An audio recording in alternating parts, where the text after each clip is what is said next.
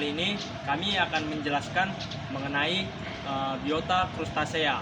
Sebelum itu, izinkan kami memperkenalkan kelompok kami, yaitu kelompok 8 yang beranggotakan saya Arwi Sinaga, saya Satrio Dapsono, saya Rahalatu Aisyah, saya Daniel Simulang, saya Romulus Purba. Demikianlah perkenalan dari kelompok kami. Selanjutnya adalah pembahasan dari materi biota crustacea. Crustacea adalah suatu kelompok besar dari arthropoda, terdiri dari kurang lebih 52.000 spesies yang terdeskripsikan, dan biasanya dianggap suatu subfilum. Kelompok ini mencakup hewan-hewan yang cukup dikenal seperti lobster, kepiting, udang, dan lainnya. Crustacea memiliki kegunaan yang penting dalam pengujian bahan baku, terutama dalam industri pangan, farmasi, dan bioteknologi. Berikut beberapa peran crustacea dalam konteks pengujian bahan baku. 1. Sumber kitin dan kitosan. Cangkang crustacea seperti udang dan kepiting kaya akan kitin yang dapat diolah menjadi kitosan. Yang kedua, pengujian biodegradasi. Bahan berbasis crustacea khususnya yang mengandung kitosan digunakan untuk menguji kemampuan biodegradasi bahan baku baru. Yang ketiga, pemurnian dan filtrasi bahan kimia. Senyawa dari crustacea dapat berfungsi dalam pengujian bahan baku sebagai agen pemurni atau filter, terutama untuk memisahkan logam berat dari udara atau bahan kimia lainnya. Yang keempat, indikator kualitas lingkungan. Crustacea khususnya spesies kecil seperti Artemia udang laut sering digunakan dalam pengujian toksisitas bahan baku.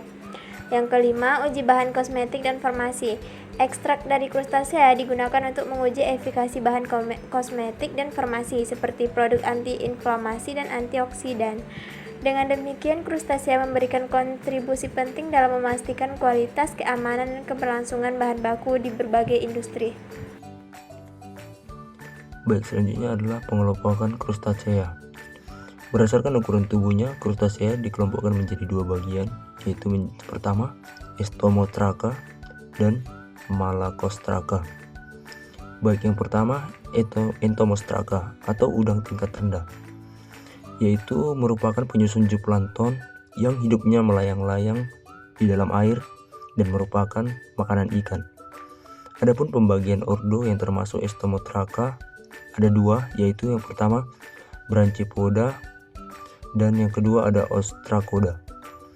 Nah, untuk Branchipoda, contoh hewannya seperti Daphina pulex dan Acelus aquaticus, yaitu hewan yang sering disebut juga dengan kutu air dan merupakan salah satu penyusun zooplankton, dan pembiakannya dilakukan secara langsung secara partigenesis. Yang kedua ada Ostracoda.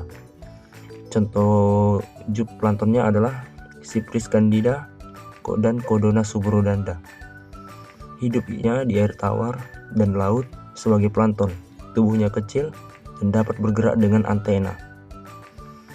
Baik, pengelompokan plankton yang kedua yaitu Malacostraca atau udang tingkat tinggi. Kandungan crustacea dalam pengujian bahan baku makanan atau produk pangan biasanya diuji untuk memastikan tidak adanya bahan yang berasal dari crustacea, terutama karena potensi alergi. Crustacea mencakup hewan seperti udang, kepiting, lobster, dan kerang yang sering menjadi penyebab alergi bagi beberapa orang. Berikut ini ada beberapa metode umum yang digunakan dalam pengujian kandungan crustacea pada bahan baku. Pengujian yang pertama yaitu PCR. Teknik ini mendeteksi DNA spesifik dari crustacea dalam bahan baku. Yang kedua, ELISA. ELISA adalah metode yang mendeteksi protein alergen spesifik dari crustacea dalam. Jenis crustacea yang menguntungkan manusia dalam beberapa hal antara lain adalah sebagai bahan makanan yang berprotein tinggi, misalnya udang, lobster, dan kepiting. Yang kedua, dalam bidang ekologi, hewan yang tergolong zooplankton menjadi sumber makanan ikan, misalnya anggota Branchiopoda, Ostracoda, dan Copepoda. Yang ketiga, udang rebon merupakan bahan baku pembuatan terasi. Yang keempat, telur Artemia banyak diperdagangkan karena nucleusnya merupakan makanan awal bagi anaki atau udang. Sedangkan beberapa crustacea yang merugikan antara lain itu sebagai merusak galangan kapal, parasit pada ikan, kura-kura, misal oleh anggota Cripedia dan Copepoda. Merusak pematang sawah, saluran irigasi, misalnya ketam.